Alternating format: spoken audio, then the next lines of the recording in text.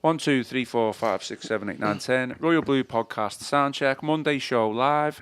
1, 2, 3, 4, 5, 6, 7, 8, 9, 10. Royal Blue Podcast Monday show live.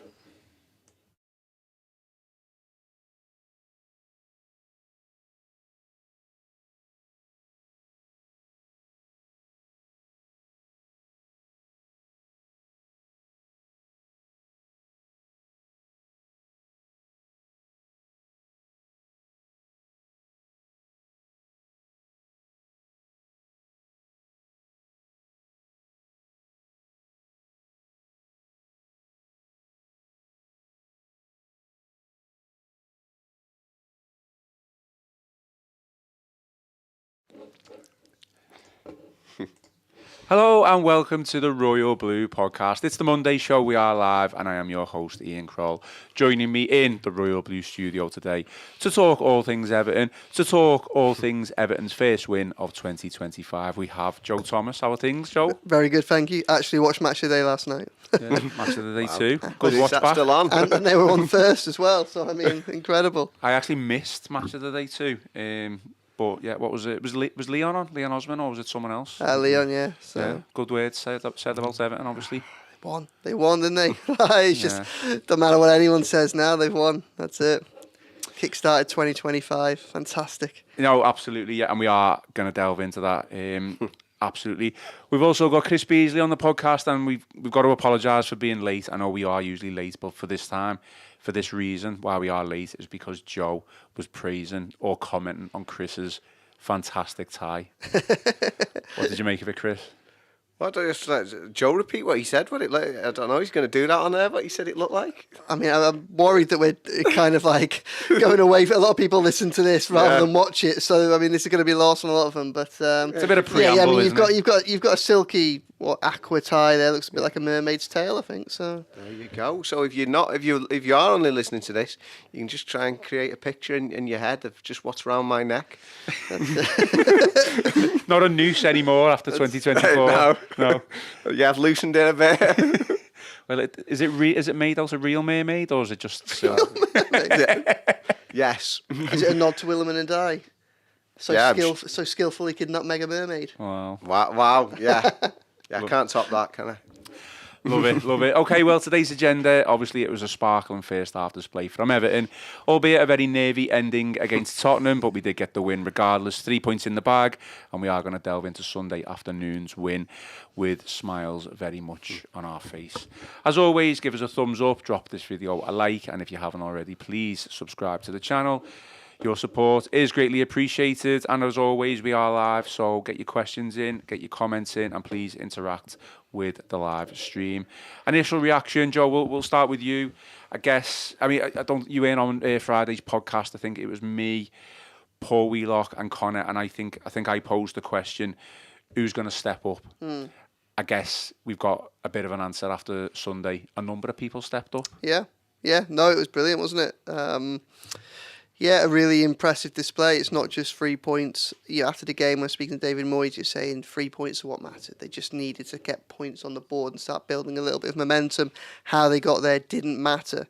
And I think we'd all agree with that. But to do it with the style and the intent with which they did, I think is really reassuring and a big morale boost heading into another couple of crucial weeks. And I think when you combine that with the results at the bottom end of the table, I know that Wolves played tonight as well, but with Leicester having lost and with Ipswich having been hammered, Win taken out of their sail down with 2 defeats in a row.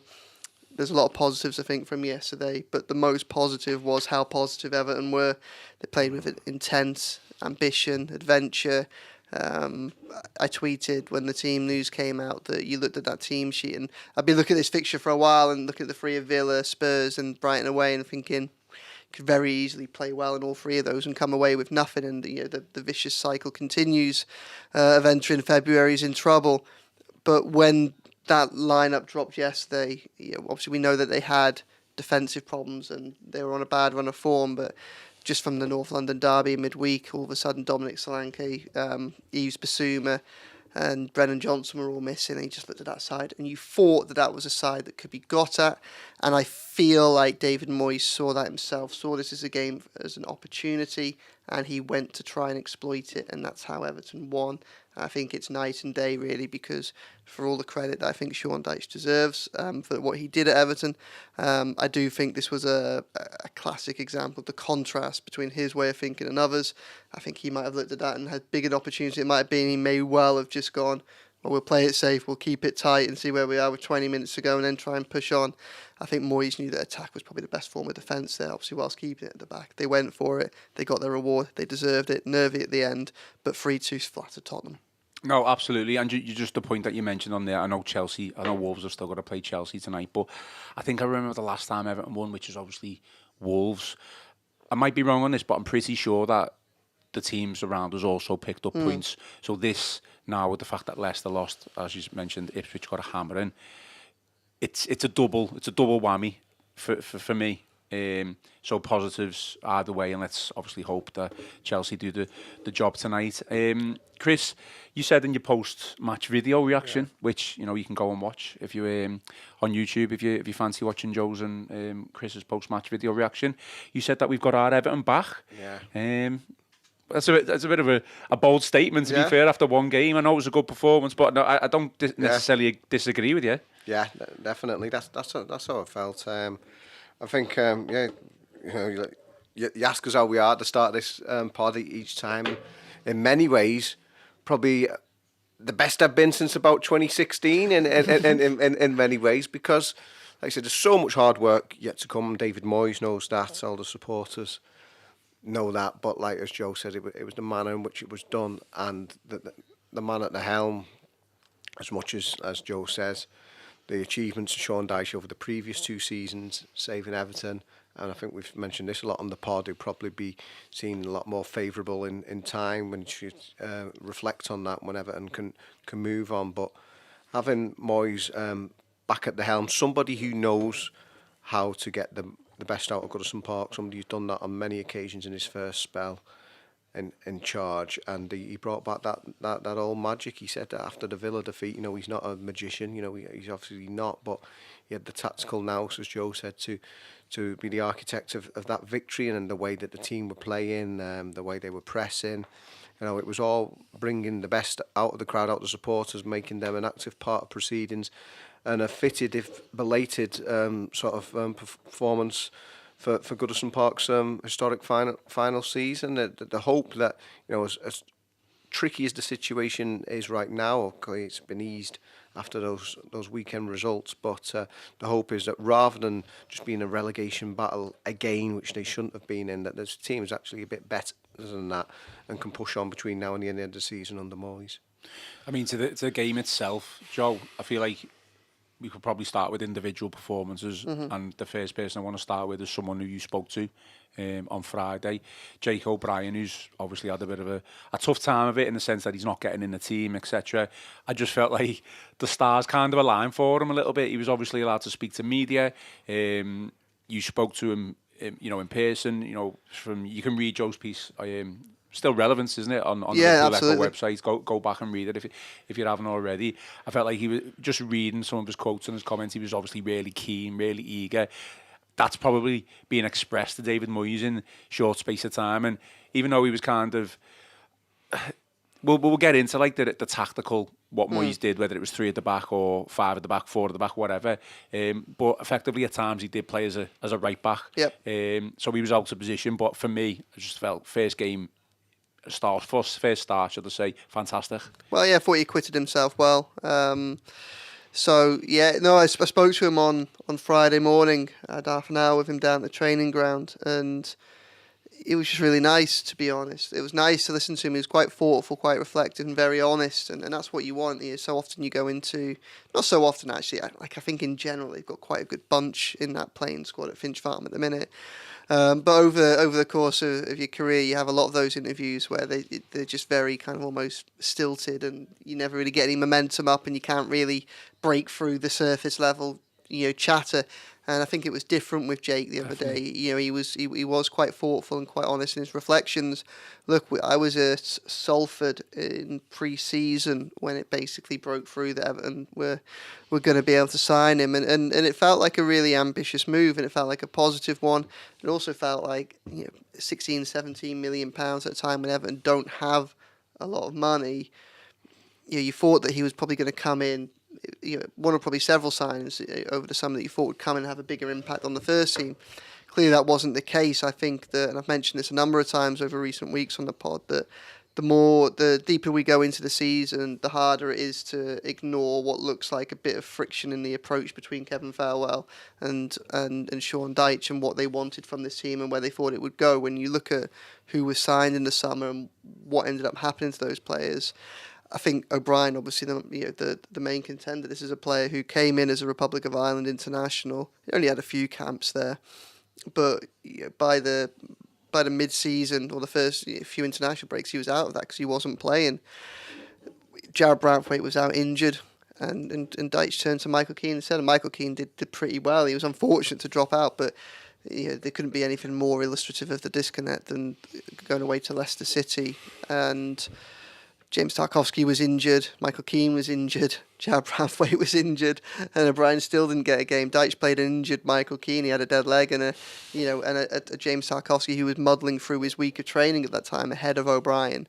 So clearly he's frustrated at the lack of game time, and he was perfectly candid on that. He said he expected to get more time, as well as being disappointed. But one thing he was really keen to stress was that he had no regrets, that from what he'd seen of the club so far, he really liked it, and he felt it was something that he could buy into and he wanted to be part of the future. And I think this is something that's going through the heads of quite a few players there at the minute and has probably helped keep that squad together a bit more during some of the difficult moments we've already had this season.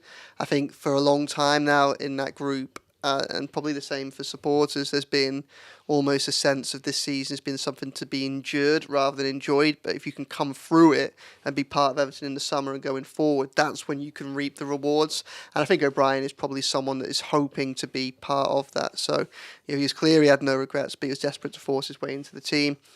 He got his chance straight away. He actually he started last season at Lyon in a similar vein where he wasn't getting into the team at the start, and it took Fabio Grosso, the manager, to depart there in I think November, and then a new manager came in, and then he took advantage of the opportunity, got in the side, stayed in the side, climbed from relegation zone to qualifying for Europe and getting to the final of the Coupe de France, which he scored in against PSG and Kylian Mbappe.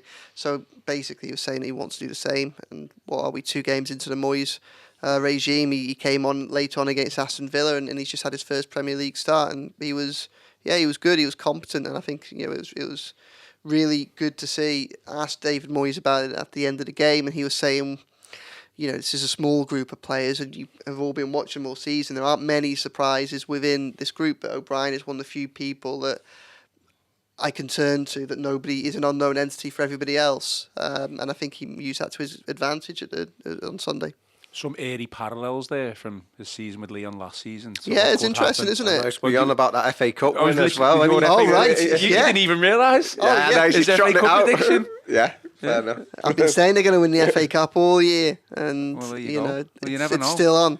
It could do. I mean, the parallels there are incredible. What could potentially happen anyway? Yeah. I feel like all the players that we've questioned over the weeks, months, whatever, Chris, you can't really say we questioned O'Brien because we kind of want him to start playing. But in terms of like Lindstrom, Calvert-Lewin, certainly those two. We'll come on to Calvert-Lewin in a minute, but Lindstrom, probably his best performance in an Everton shirt. Would you agree? Yeah, definitely. He got a standing ovation, didn't he, from all sides of the ground, and he was able to sort of milk that applause from 3 sides as he was substituting on the far side. Yeah, whether he was playing as a wing back nominally, he was certainly a very attack-minded performance. Whatever role, it seemed to sort of change several times as the game went on. But yeah, he had that early shot, and he was on it, wasn't it? That's what we wanted to see all season. Joe and I were fortunate enough to see him when him and O'Brien both scored on their debut at Preston in pre-season, and maybe that was a bit of a bit of a false dawn for both of them, albeit that was a free kick, a set piece position from Lindstrom. But yeah, it was by far the liveliest he's looked, and yet again, just a couple of days with working with David Moyes, and he's getting a tune out of him. I mean, you've got to hope that he's got that in his locker, because he's a player who Napoli paid 30 million euros for about not too long ago. So he's obviously got the pedigree, but for whatever reason, he just hasn't shown it. Him and Jack Harrison all season, sort of toiling on the right wing. One comes in and then the other has a go, and neither really doing much at all, unfortunately. But yeah, the bit between his teeth, and even showed a bit of acrobatics, I think, wasn't there, when he went down to the turf and flung himself up? Shawn Michaels-esque pick up. I don't even know what you call one of them. Yeah, you got to be careful. But yeah, he did it with aplomb. But yeah, that sort of just showed you, didn't it? Just a little sort of moment in the game. Didn't even have the ball at his feet, but just showed you what his mindset was like, just the way he was enjoying it, and was enjoying his football and feeding off the Goodison crowd. So hopefully it's another one who David Moyes can get the best out of. Obviously it's early days, and I guess wide men by their nature are a bit mercurial, drifting in and out of proceedings. But we'd like to see a lot more of that between now and the end of the season, because obviously it's understood to be an area of the pitch that Everton are looking at, and when it comes to possible recruits this month. I've just, with that reference, that's wrestling reference, I've just shown my immature age and mindset. What, the Heartbreak Kid? Yeah, exactly. Yeah, I mean, I don't know if there's any wrestling fans on the pod, but I'm sure they are. It goes over my head. Just staying with Lindstrom. Obviously, you could say it's all down to Moyes. He's come in and he's changed it. But on the pitch, what was the difference? Was it purely that he was just getting on the ball more? Was he working hard for you? Like he was clearly playing in a right back, a right wing back, right winger style. I mean, it changed any time for me. It changed whether we were in possession or out of possession. Do you think it was because, from a defensive point of view, he maybe had more to do and he was more involved in the game, and that showed that he can work hard, but also he's probably got a little bit of quality as well? Well, I don't know, because like you say, it depending on what we still can't work out. I mean, I think it did change. The reason we can't work it out is because it would change whether they're in or out possession, what the formation actually was. But it was, even if he was deemed to be a wing back rather than a winger, he was on the front foot from the start. It had purpose. That's what I'd say about it. He was just like running aimlessly. He was cutting inside. He was making things happen. He was being proactive, and just wanted to see that from both him and Harrison. I mean, Harrison obviously works very hard whenever he's in there, but I think some of the question marks have been over the decision making and the end product. But yeah, it was just getting at them from the start. I don't know what David Moyes said to him in terms of tactics or what he wanted from him, but it worked, and it just shows you that he's got that inside him, and I don't know why it's taken this long and a change of managers to get there, but I'm glad it did. No, it was definitely a positive performance, and Joe, we'll move on to Calvert-Lewin now. Without a doubt, one of his best performances in an Everton shirt. He seems to have the fire back in his belly, the bit between his teeth, whatever cliches you want to say about Calvert-Lewin. The most important thing probably is that he took his chance when he got his chance, and probably could have scored more, really. And if my stats have me right, he's now moved up to outright third in Everton's Premier League all-time goal scorers record on 57. Can he match or surpass Lukaku on 68? Is that too much to ask? Oof. I mean, if he does, then it'll be a fantastic last 2 months of the season, won't it? And so, given the fact that Everton probably like to play one up front for the foreseeable, and he's on penalties, there's no reason why he can't make inroads into that. Although it'll be more goals than he scored this season in a long time, won't it? So, but yeah, he was good. And I think it's obviously a massive help that he got the goal. It was a lovely finish. That's not the composure and the calmness and the finish of someone who hasn't scored since September. So that was good. I think, like a number of players, it feels that he's kind of just been released from his shackles a little bit. I think Lindstrom being another one, and Dye being another one, where it's almost as if it might just be as simple as Moyes has got trying to get players playing to their strengths rather than towards the combined strength of the team as a whole. I think for Calvert-Lewin, a bit like Lindstrom, really, some of the key wasn't just in intent, but it was just in getting players around them. Just always getting players around them. And that he's been so isolated for so long that you look at his goals tally and his lack of them, and that's easy to be the first. It's easy for that to be the first place that you go to judge him. But like we've been saying for a long time, Everton haven't been creating chances. I liked what Moyes said when I asked him about Calvert-Lewin in midweek, and he basically said that, look, everybody keeps telling me that he hasn't had any chances he's hardly had any chances for months. Well, of course, this was after the Villa game when he had that miss at the end, which is you would want him to do better from.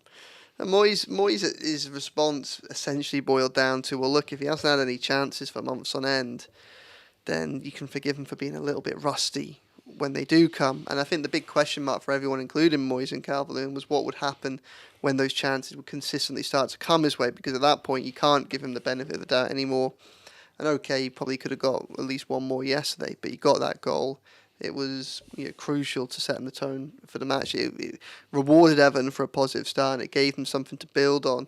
And it just shows, again, we've been saying about how isolated it is. I mean, we do our predicted line. They're not predicted line. Me and Chris and a couple of others on a game on match day morning, we'll do what we would do with the lineup. And one of the things we keep saying is just try and get bodies in and around Calvert-Lewin, because if he's winning flick-ons and holding the ball up but there's no one anywhere near him, then you're asking him to waste his time for 90 minutes. Well, the difference on the Sunday was the fact that you actually had players in and around him that could support him when he got there. Everton pushed higher up the pitch, which they were able to do because they got Jarrad Branthwaite, who's got a bit of pace, and I'm not sure O'Brien's that much of a slouch either, to be honest. And if you got Lindstrom tucking in at right, kind of a right wing back at certain times, obviously he gives you a degree of pace as well. So there's a bit more protection there. They were helped by Spurs. Spurs were a poor side yesterday, and they also have wide defenders that like to get forward in Jed Spence and Pedro Porro. So for the likes of Lindstrom and Dye, there was more space for them to attack, but they actually exploited it. So yeah, it was really positive. And after the game, Moyes said it was a proper number 9 performance. I think for Calvert-Lewin, the best moment was obviously his goal, but one of my second favourite moment of his performance was in stoppage time when he drew that foul on the halfway line about a couple of minutes into the 4 added on, just as Richarlison had got that second. We're just starting to panic a little bit, and he just brought a foul on the halfway line and just crumpled in a heap, took a few seconds out of the game, allowed Everton to relieve the pressure on his defence, and that's what you want for him. So his performances of this season have been quite hard to judge because of how difficult life has been for him. Well, now that we can get a little bit of support, hopefully we can see better from him, and Everton will improve because of that. Just other comments here. It's not in reference to what you said, but because it's kind of coincides with it. You said Spurs were really poor, which they were, but obviously Everton were really good as well. So the question is, did we play well because of how bad Spurs were? Well, I think that some of that comes into it, and some of it comes into almost not how bad Spurs were, but how weak they are. They are a side that is shot to pieces with injury.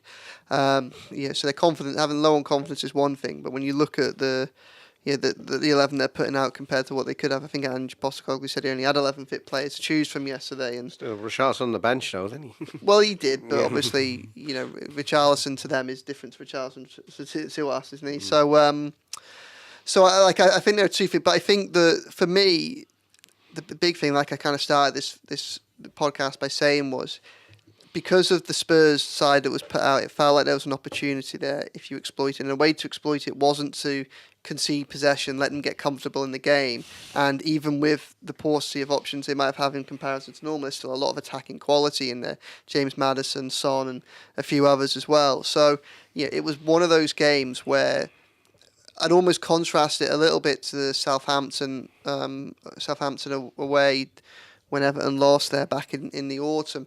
One of the things that made that so frustrating was I remember kind of talking to Deitch about this after the game and writing around a lot of my copy after the match was around this, was the fact that against them you kind of thought attack was the best form of defence. Everton were just a better side. If you went down there with the intent to win, then you would have banked on Everton probably doing so. Instead, they kind of didn't. They kind of went down there just to see, again, just keep it tight, see where it goes. And, problem with doing that is you leave yourself open to that sucker punch at the end. Southampton didn't deserve to win that game, but Everton didn't do enough to take it away from them, and that's probably the difference. The contrast in approaches between Deitch then and Moyes yesterday, where he senses that opportunity, and rather than go, right, if we don't concede early doors, we've got a real chance here, let's make sure that we keep it tight, he's gone, we can get this Spurs side. If we get one, they might crumble, and we get two. One of the things that my favourite element of the win yesterday was the third goal. I said this to Moyes after. I said that Everton were 2-0 up, you're in stoppage time. Tarkowski has the header saved from Lindstrom's cross. Lindstrom's corner then is cleared from Pedro Porro at the near post, one of the few poor deliveries that Lindstrom put in yesterday. And I think that, in stoppage time, you've got a lead to protect. 100 times out of 100 under Deitch, that ball gets played back, gets passed back to Pickford, knocked around the defence, again gets launched forward. Don't do anything stupid, don't give him a chance to get back into the game. Everton just went for the jugular. They sensed that there was an opportunity to still carry on going for it. They carried on attacking, they kept their foot on their throat, they whipped another ball and they caused chaos in the box. They got the goal. And because they got that third goal, they killed that game. We've seen what's happened a couple of times this season when Everton have been 2-0 up. That third goal just released all the anxiety and pressure. Not that there was any at that point because of how well Everton had played, but it just took all the jeopardy out of the second half. And I know, obviously, that they came back into it a little bit at the end, but like I say, because that third goal was there, Everton had the protection. And what I liked about Moyes' response to when I raised that was he said, well, actually, obviously they weren't able to do this, but when they got in at half-time, they all agreed that the first thing they should try and do next was to try and get the fourth to really kill the game off. And again, it's just having that. I think it's just having that mindset, that trust, and that confidence sometimes that, I know it's a cliche, but attack is the best form of defence. And sometimes you are just better at trying to seize the initiative in games. I don't think we did that enough for large parts of the season. And it's clearly something that was different yesterday. And yes, circumstances might have helped that. This might have been a game where everything went right for Everton. But, regardless of who's manager, how many times have we seen everything go wrong for Everton? Let's enjoy this, make the most of it, and hopefully build on it. No, absolutely. For weeks, if not all season, we've been saying Calvert-Lewin's too isolated. We're not getting enough players in and around him. And then we try and, on this podcast, we try and assess, we analyse, we try and come up with solutions of what we could do best. Yeah. And it was almost like, well, all the manager can do is just swap like for like, and then if that's not working, he'll just swap like for like again. Completely different yesterday. It's not just a case of saying Ndai's got to get closer to Calvert-Lewin. You've got to do it as an attacking unit. Yeah. You push forward, the whole team pushes further forward, and that's kind of what we did, wasn't it? From an attacking point of view, completely night and day. I'm not going to completely, have a go at the previous manager, whatever, but it is completely night and day compared to what we've seen. Yeah, maybe that's why at the end, they did run out of legs and more mentally and physically tired. But the high press was there from the start, like you say, bodies in and around Calvert-Lewin, and that's why he wasn't isolated. And as Joe said, it is a case of attack being the best form of defence, and I think that's been shown by as much as Dyche has got his tried and trusted methods as he'll see them, and that cautious approach garnered just 17 points in the first half of the season, and that's worse than the end of the. That's on a trajectory. It's less than half of what he finished on at the start of his first season when he stayed up by one goal, avoiding the first relegation in 72 years by a single goal. So, yeah, that positive approach, and as Joe says, getting a goal on the stroke of half time in stoppage time there. I mean, they weren't to know at the time. It looked like Everton would get more, but that proved crucial and to them hanging on in the end. So, yeah, it was a collective effort. Hopefully, they can learn from the way the game finished in terms of just seeing the job out, and once they've got themselves ahead, protecting that. But yeah, it was real sort of collective effort. You could see it's no point in just having the bodies there. They were there in the right positions where Calvert-Lewin could feed off them, and he could work with his teammates and just working as that collective. So if David Moyes can do that in like half a week, you've got to think with a couple of months down the line, he can fine tune this squad, because I was saying from the start when we did our pre-season predictions, based on obviously the where they finished last season, if it hadn't been for the points deductions, I thought it's totally legitimate having retained Calvert-Lewin and Bramford to say about 13th. I thought this season. So Tottenham's a bit of a gap still between themselves and Tottenham, but Manchester United are still floundering, and who's to say between now and the end of the season, Everton, they can't just leave those behind them, but almost challenge some of those big fish above them who are struggling, including the likes of Tottenham and United. Yeah, we can't get carried away after just one win, but it just shows you that whole mindset, the change when it comes to both the players and the supporters, that they've actually got someone they can believe in now in the methods that he's deploying. Definitely. And I'll ask you both this. I'll ask you first, Chris, though. Look, it was an outstanding display, wasn't it? Let's face it, certainly in the first half. But it was a nervy ending. I think we've got to address the nervy ending. Some fantastic individual performances, some fantastic team performance. But I'm not going to lie, when that second went in, I actually felt physically sick. I thought, not again. I think if they'd scored the third, it could have been on par, if not worse, than Bournemouth, even though we still would have got a point. So, what is it? Is it concentration, game management? Is it psychological frailties? Was it the substitutions? Because I was a bit unsure about taking Lindstrom off at the time, because I thought he was still doing okay. Is it just all of it combined? I don't know. Yeah, I think there is, unfortunately, there is a fragility. I think there's still that. And I think that's also going to be in the supporters' minds as well as... You could tell, couldn't you, players, to say we say in the press box as well. but because I've talked about this before. I had a rare day off for the Bournemouth game. I was there, but I was there with my family. Supposedly a treat for them to go to good. And let's say, all joking apart, it's possibly up there as one of the most chastening football experiences I ever had in my life, because it was.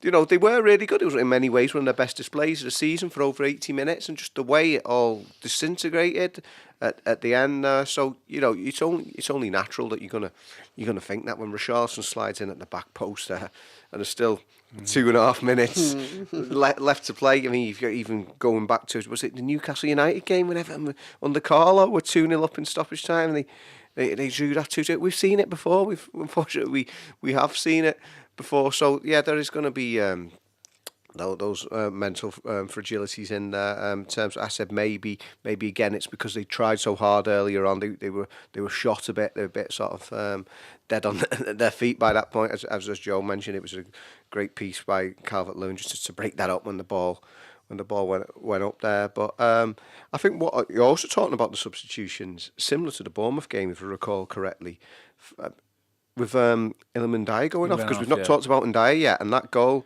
I mean, maybe it's a chance to bring that one into the conversation. I mean, what a display he had as well, because he's just always that go-to ball. When you've got Ndiaye there, he's always going to have them on the back foot, and so losing him, even though he's given his all there, and you give him a rest for the last few minutes just to see it out, maybe just losing that played its part as well. But because I think that goal, there's only him can score a goal like that. Yeah. I mean, it's up there.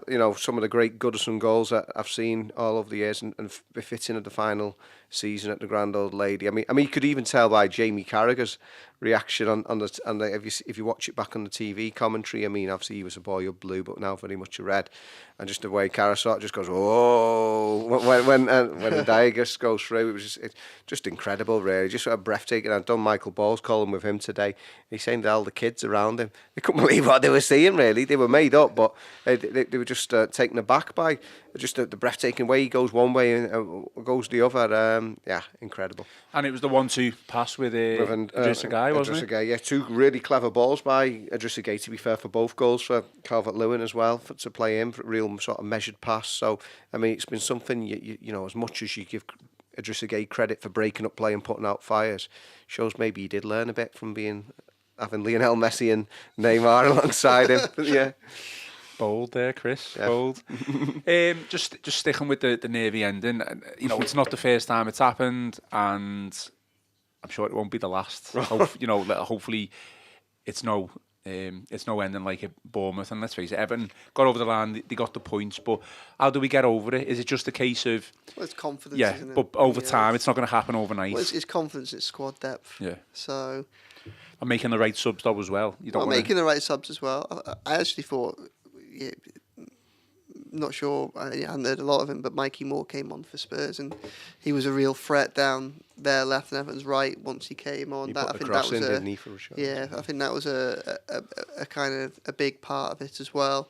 So, you know, I mean, you're stuck between a rock and a hard place, aren't you? We get to 75 minutes, 78 minutes, and you 3-1 up, and you got the lads out there that have played in midweek, and then you put in another shift there.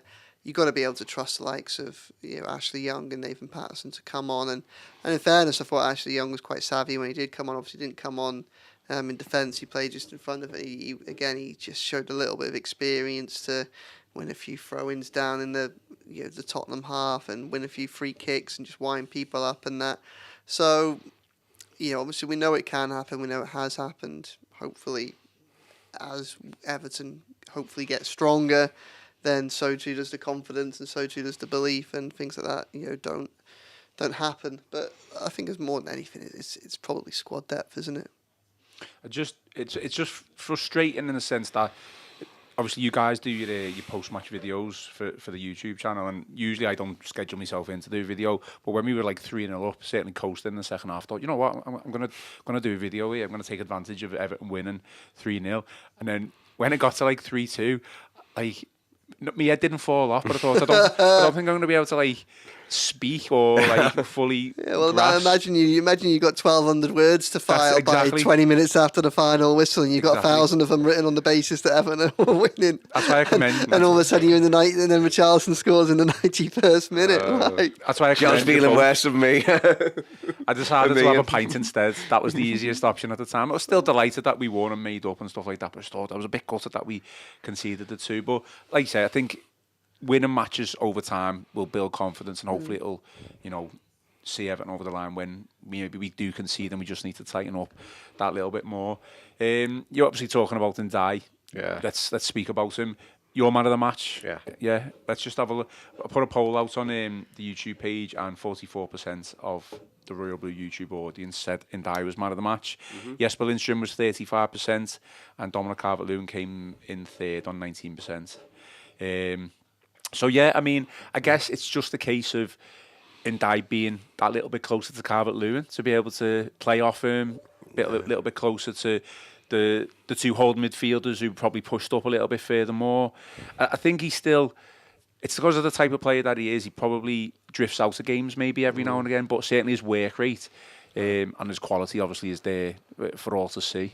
Yeah, because I mean, if people only maybe see the highlights from outside, I mean, obviously we go on a lot how people outside of Everton have got sort of preconceptions about Jordan Pickford. Maybe they look at Ndiaye and go, oh, he's a show pony, he does this and that, and he's anything but, isn't he? He's such a hard worker out of possession. I wonder whether that's even sometimes to his detriment in terms of because he's fighting back and helping win the ball, but he's something really special. I don't know in terms of where he'll end up in towards the all-time greats, because obviously he's playing in not a vintage Everton side. Somebody doesn't want to get carried away today. I mean, you've gone from a few things here, haven't you? You're going to finish 13th. Ndiaye's an all-time great. He's got one of the great goals of Goodison. Guys learning stuff from Messi. Guys learning stuff. Yeah, that's it. I got to enjoy these moments. What? He's a special player. We don't win often, Joe. So he's a very special player. Leave him to the way he goes about his football. Yeah, no, but he isn't. You've not seen for a long, long time. I mean, people have compared him to Stephen Pienaar, but he's a bit more explosive than Pienaar, and Pienaar's sort of maybe more subtleties to his game. It's just I think you should just enjoy him and just his approach to the game. I mean, we all want to see him with more consistency, and that's one of the keys, really, sort of getting that out of him to get those numbers. Because I won't name names here, but I think at the start of the season, actually, our news department do bit of a quiz that they have in the office, and I think I was earwigging, and one of the questions was how many goals did Ndiaye get for Marseille last season, and I think the answer was 4 or something like that, and one of our unnamed colleagues quipped he's going to light up the Premier League or something like that. Well, Wasn't Wes, was it? No, it wasn't Wes. But no, so he's been an astute buy for Everton at a time they didn't have much money. You just want to see more out of it. I remember speaking to Pat and Evan last week when Moyes got appointed, and obviously he's known Moyes for a long time. Same age, both from Glasgow, and he said he thinks the key could be just getting that ball to Ndiaye more for the rest of the season. He could be like the key man for Everton in terms of just doing something that they weren't able to do under Dyche. And yeah, he's a sort of I mean, we can't get off our feet as such in the press box, but in terms of the fans, he's a sort of person who gets you out your seat. And I think that goal would probably be worth the entrance fee alone for all those who paid to get in Goodison yesterday. That's just because of the lack of room, isn't it? You would be cheering and standing up if. Well, we saw it off one of our colleagues at half time. Yeah, it was absolutely rammed yesterday. The press box. There seemed to be a large contingent from the Far East there. I don't know whether that was anything to do with Son or that was something else. I'm not sure, but absolutely chock-a-block. And I think he was from the Tottenham side of things, and he couldn't deal with Goodison. He couldn't deal with all the elbows grappling for 45 minutes, right, okay. And he told me at half time he wasn't going to come back for second half. He was going down the press room. So yeah, that was another one we saw it off. I saw you singing David Moyes' song when we went through it, Chris. Man of the match for you, Joe. I mean, I think underrated. He's so strong. Like, he just fends opposition defenders off, and he also wins the ball back as well. Fantastic. But we had man of the match. Or Lindstrom, I'd go for. I thought Lindstrom was very good. I thought his delivery was excellent as well. I liked the way the tactical setup was interesting. At the end, Moyes. I think it was a back four that had Lindstrom tucking in as a fifth when out of possession. Yeah. Moyes at the end of the game said that a lot of centre backs, he said including himself, tend to get their big break playing out of full back and then come infield, and that was something he was looking to do with O'Brien. So I think probably just about go for it at the back, but obviously it shifted depending on whether they're in or out of possession. I think you're right. But I thought one of the things I liked with, and it comes on to the Ndiaye thing, was it was very notable how it was incumbent upon Lindstrom to tuck in on the right-hand side, but it wasn't incumbent on Ndiaye to tuck in on the left-hand side. Mm-hmm. So you had the situation where, and it's only like a bit of a minor tweak, but under Dyche, when both of those wide players have to do such a defensive role, sometimes it almost feels like you're playing with a back six, and then that hugely reduces your outlets when you do get the chance to break. All you end up doing is launching the ball forward to an isolated Calvert-Lewin. By having the four and then Lindstrom always tucking around, and having that back, essentially back five, it meant that Ndiaye could always stay that 5 or 6 yards further forward, no matter what they did, so that he could be the explosive one. If you got the ball to him on the chance of breaking, he can carry it, and that's something that Moyes is eager for him to do, get the ball to his feet so he can carry it and play to his strengths. And it's just something like a little subtle change like that you maintain a lot of your defensive solidity, because you've got 5 players operating across the back out possession, and you've got the centre midfielders in front of them, and obviously we know Decore slots in. It's almost like free, and it's not having 2 up front, and it's not having Ndiaye in the number 10 role, but it does mean that Ndiaye is there in space to pick up the ball and then to try and run with it, run from deep, or draw a foul, or relieve the pressure. Just gives him a little bit of freedom, all right, deeper in the pitch than perhaps we'd always like, but bearing in mind Everton are still quite fragile, they can't go full all guns blazing. I just thought something like that's quite clever, really. It makes Everton slightly lopsided in terms of their approach, because they're better down the left, but then when you've got someone like Lindstrom on the right, we know he's incredibly quick if he gets the ball running. So Lindstrom yesterday was almost a bit like Gordon in the latter days of Lampard, if you remember. Like he kind of used to almost slot in sometimes almost as like a bit of a wing back, and he didn't necessarily have like the goals or the assists to help Everton get clear of trouble. But what he did so well in those final months of that relegation battle was, he'd pick the ball up on the edge of his own area and he'd just run 30, 40 yards and win a foul, or just relieve the pressure. And Lindstrom's got the ability to do that because of his pace. So Definitely. I mean, Chris, touch on what you said yesterday and today. I feel like you've got Everton back.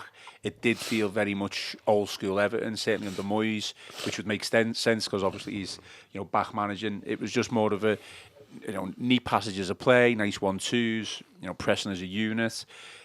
Crunching tackles. Tarkowski with a fantastic tackle as well in the first half. Devoured Son. Yeah, no, absolutely, he did. Can we expect, I guess, more of the same for the rest of the season? And by that, I mean, there's certainly still going to be ups and downs, isn't there? Yeah, I think we all know that, but it's hopefully a sign of things to come. It was all ups and downs under David Moyes first time round. It took him a while. I think the difference is going to be now. He's admitted himself he's not going to be there for 11 years. So he's going to be there in his 70s.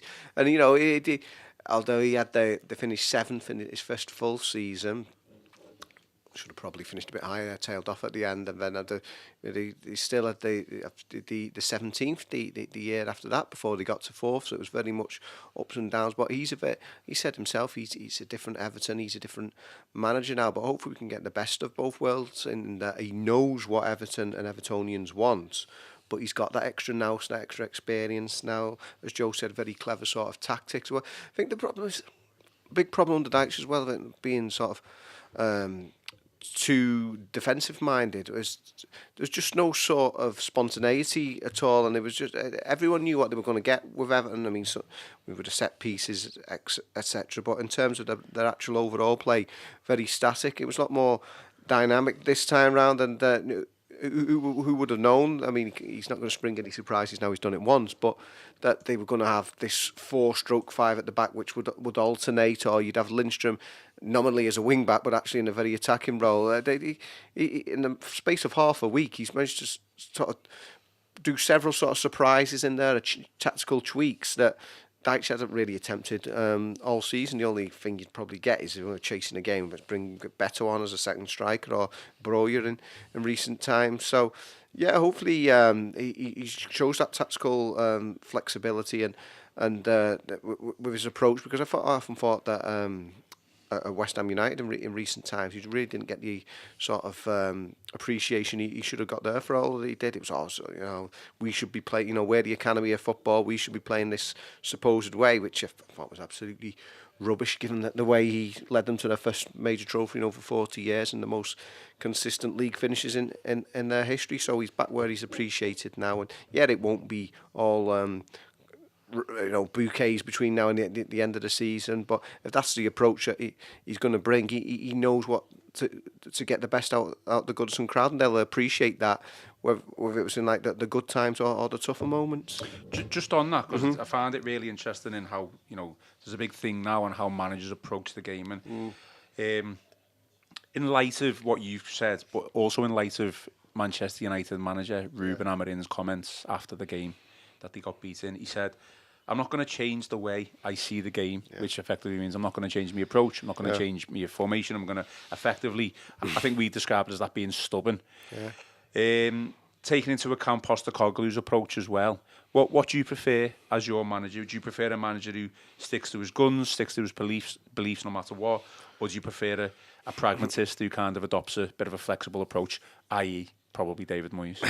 Yeah, I think you've got to be flexible, though, haven't you? This is, everyone's got their philosophies. Obviously, Roberto Martinez played a certain way. Sam Allardyce played a certain way. And maybe that was the problem with them, too, because they're too extreme. Sean Dyche played a certain way as well. Yeah, exactly. Well, he did, didn't he? And that worked just about for a couple of seasons, but I won't say you could say the wheels fell off this season in terms of the points tally and the way things were going. It became all far too predictable. You've got to be pragmatic. You've got to be flexible. I mean, people sort of, I think it's wrong first time around. Some people would say that Everton were like direct, almost like a long ball team under Moyes first time round. I wouldn't have that at all. I found this. It was something we discussed when I spoke to him back in September about the amount of games actually when they fell behind at Goodison and came back and won. So that shows you the tactical flexibility as well as the mental strength to carry on, and certainly towards his latter years of his first spell in charge, they were playing. They had some real good ball players there. What they would do, they get the ball up quickly, but then they play the football in the final third. So yeah, if you're Amorim at Manchester United, you're going to say, well, it's 3-4-3 or that my way or the highway. Well, maybe that's why he is struggling, and unfortunately, that 4-0 defeat at United looks worse for Everton by every passing week. No, definitely. There's not really loads of questions on the stream. There's a load of comments, just not really any questions. One for you here, Joe. Daniel Reel says, Joe, thanks for your decent questions lately in the presses. You've been top tier. Oh, I really appreciate it. Thank you. Yeah, there's a question. So I don't think Van Nistelrooy's been sacked unless there's something happened while we've been on air. But Nash says, do we know if Dyche was to take the Leicester job, would he have to give up the payments from us? Wow. Oh, that's a good question. There's a lot of talk about that, actually, Dyche maybe taking over at Leicester. I've seen that. I saw he linked quite heavily with the West Brom Near job where he lives. the week before, and I was saying to some colleagues that were down there that I'd be absolutely astounded if he was to go to that job at this stage. Yeah, I don't know is the honest answer. I guess that'd be something to find out if the time comes. I'll be completely honest and say I don't know. I'd be surprised. I'd be surprised, but maybe. Stuart Wilson says, I could hear Moyes shouting encouragement from the Yeah, dugout. it was notable, wasn't it? Yeah. I think it was like I've seen that clip on Twitter. Go Jesper. We had a lot of that, didn't we? And says, I'd never recalled Dyche doing that, and we seem to be a lot more which is already a bonus for Lindstrom, because he's probably happy that he's getting called the right name for once. Because we also were in press conference. The amount of time Dyche called him Jasper, Danny Church says, loved it yesterday. Lindstrom, O'Brien were excellent. Dom's goal was great.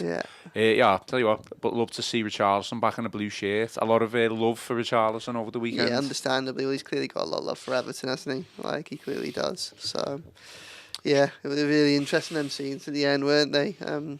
Trust 1878 also, big Richarlison fan. Yeah, Should he be huge. brought back? Oh, I'm going to say no because of his injury record. I think we've seen the best years of Richarlison. Yeah, there's always a danger that it just kind of... We've already brought one person back. I know. Bring everyone back. Yeah. It'd be interesting. You'd think that Spurs, given all their injuries and things like that, would probably be reluctant, unless it was they could get a decent fee, and Everton aren't going to pay a decent fee, are they? So, and they can't loan him at the moment because they've used their domestic loans, so it would be very difficult this transfer window unless something changes. Here's a really good question, to be honest. Jeff Thompson. My question is, does Thelwell now deserve more credit, seeing as Moyes is now using the players correctly? It's a really good question, because I think that I thought long and hard about this. Like I say a few times now, I've been thinking there's clearly a disconnect between Dyche and the people who brought the signings in. And on the one hand, it's easy to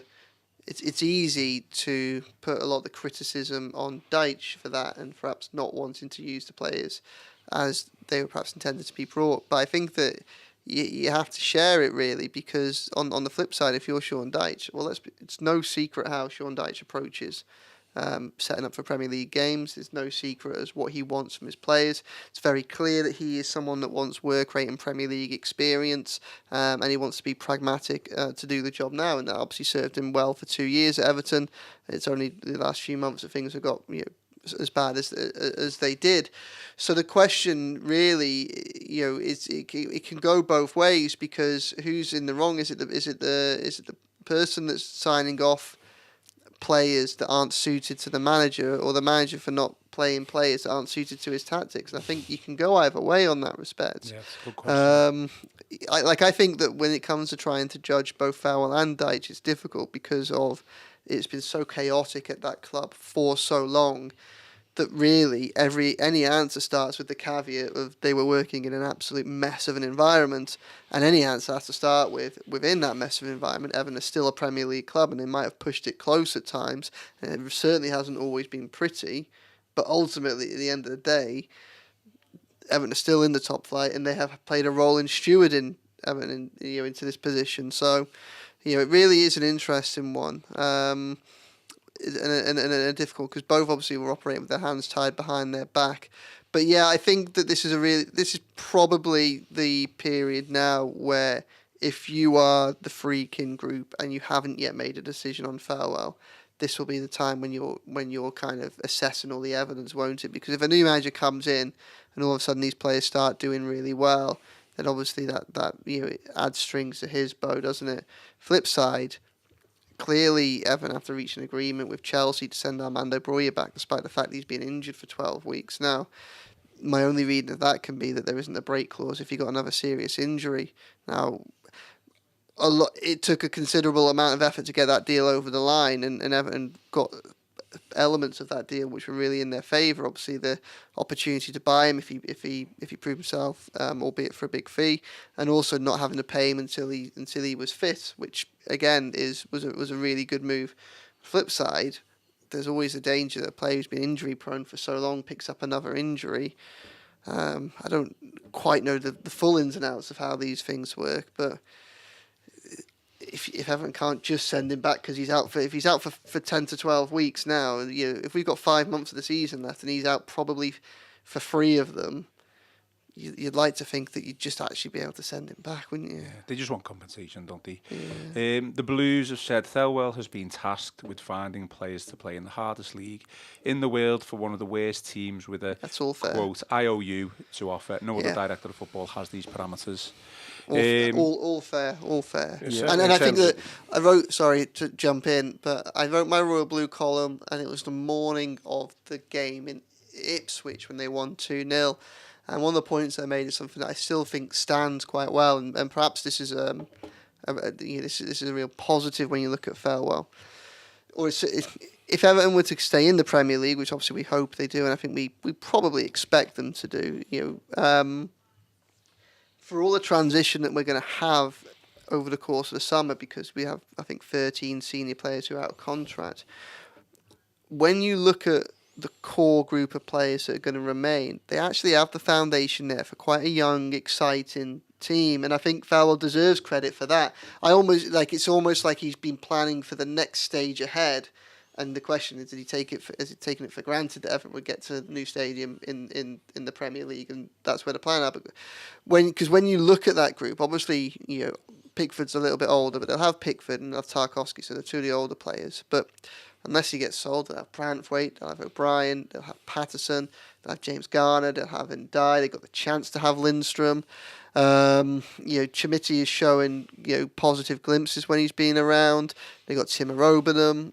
Trying to think of some of the other younger players. Help me out here, lads. Or is that all of them? There is Mikaleka's a little, so they do have the bones there of something that could be built on, I think. And if Everton come out of this period of madness, and I think it really is starting to have the lights at the end of the tunnel, if for all the craziness and the mess and the restrictions, the constraints and the setbacks of the last few years, after all that, Everton enter a new stadium with enter a new stadium with a healthy start to a squad, still be competitive in the Premier League.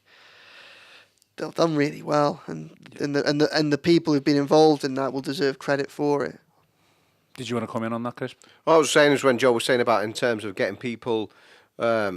Almost before you could get a fee, because I've seen people like Beto have had plenty of stick, haven't they? But you had to get people who you could sign now and pay later for, and that was the issue. You need to get a striker through the door, and he's not the sort of polished individual that we'd all like, but it was only certain deals with certain clubs who they could do business with. If you were to draw up a list of Farewell signings, there's probably more failures than successes in there, but obviously you have to bear in mind the limitations that he's working with, and for some of them, is it a failure of the identification and recruitment, or is it a failure of the manager to utilise the resources effectively?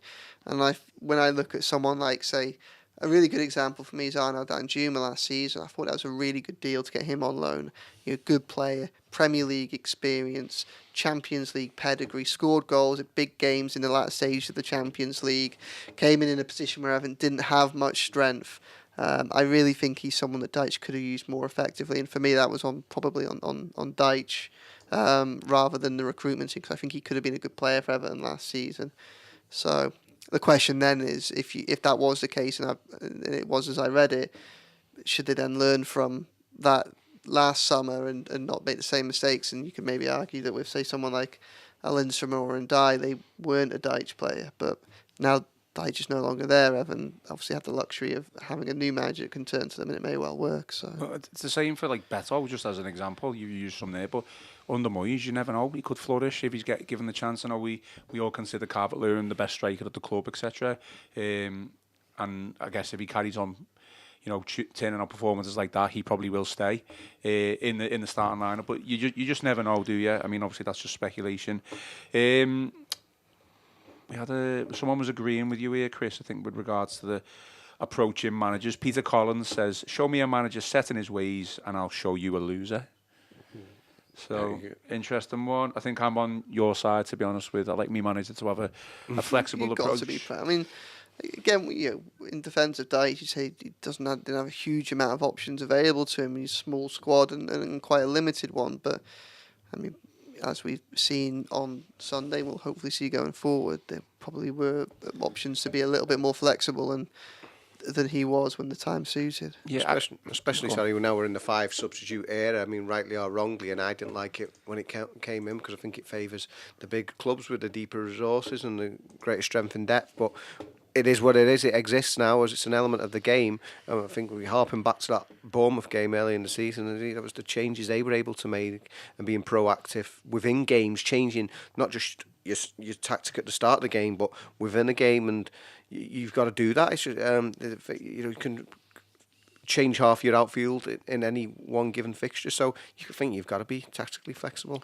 within games. I think if you're like a new manager and you come in and you're having to deal with the squad that you've got without being able to spend any money, you certainly have to be flexible. Amarim's completely the opposite. Like he's going to go against that. I think if you're coming in, like say in the summer, you're a new manager and you've got an open checkbook where you want to play a certain style, and then you can spend 20 million on a right back who you know is going to fit in. You can spend 20 million on your holding midfielder you know is going to be perfect for that style. I think that's different. I think that's potentially when it could work, i.e. Guardiola at Manchester City. Let's face it, he's been able to pretty much do what he wants in the transfer market.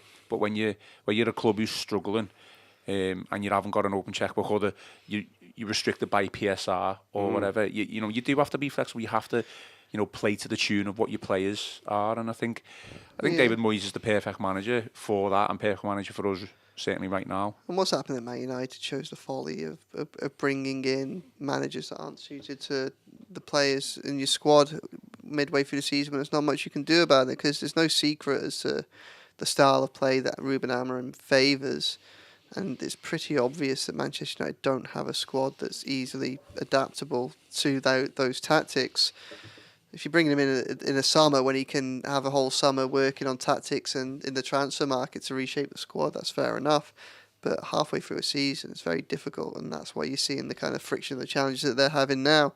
And that's why, again, I suppose we have to give a degree of credit to the Freaking Group, and depending on what role he played in this farewell, for bringing in Moyes, as opposed to maybe looking at someone that would look to do something with this squad that it isn't capable of, and then everyone's just stuck. I'm going to finish the podcast off with this one last comment. The YouTube handle NWO2002 says, "Nothing wrong with wrestling references. David Moyes could be the people's champion at the end of the year." Champion. That's it. If you know, Chris. I don't know. He I don't want to know. He doesn't know. You're not going to raise the people's eyebrow. The Chris Beesley eyebrow. A Carlo Ancelotti-esque people's eyebrow. Finish him off with the people's elbow. No. We did have a couple of comments about your tie, sorry, actually. Oh, go on. Emma says, "Does Mrs. Beesley pick your ties whilst making your butties?" No, she has no say in it. Does she have say in the butties? Yeah. Yeah, she makes them, doesn't she? Yeah. Sorry, I didn't know that was had already come out on the podcast. Every day. Yeah. Dave Mack says, the microphone is blocking the silk tie, thank God. Okay, well, final thoughts. Just a couple from me. I'm back on Wednesday with Tony Scott for a preview look-ahead pod to Brighton. Which is Brighton away, and then we will be back Friday as well. And also keep an eye out for Chris's interview with Tony Cottee. Video and audio, date to be confirmed on that one, but I'll let you know ASAP when that is coming out. Really good one. Any final thoughts then, lads, before we do finish off? Obviously, Just enjoy the next few days. I think that we'd be naive to think that there aren't going to be more challenges ahead this season. There aren't going to be more difficult games, and Brighton away at the weekend could well be one of them. But Everton won. They deserved to win. They were enjoyable to watch. Goodison was a happy place to be. They're on first on match of the day too. Let's just for a few days now, make the most of it, because I know it's a strange feeling for all of us. So. And why were they first? Because there was 5 goals in the game. On match of the day, love goals. Forget Sean Dyche's clean sheet stat. Chris, final thoughts? Yeah, like I said, Evertonians have got their Everton back, and it was a start of a bright new era, and an added bonus for myself. I think it was a return of the spirit of the Blues. That's my book coming at the end of the season. Just a little plug there for that one. Yeah, we'll have to get the link in the description. it was timely because I saw the first illustrations for the cover, and David Moyes might even be in there somewhere. So it's all looking good. It's starting to take shape. Spirit of the Blues, they're back. Well, we've gone long as usual, but we are allowed to go long because Everton won. And we have got our Everton back. Yeah. All right then, well, that is all for today's show. As always, give us a like for this video, for this live stream, and subscribe to the channel. Give us some 5-star reviews on Apple and Spotify if you listen via those platforms. Most importantly, enjoy the rest of your day, enjoy the rest of your week. I've been Ian Croll, joined by Joe Thomas and Chris Beesley, and this has been the Royal Blue Podcast.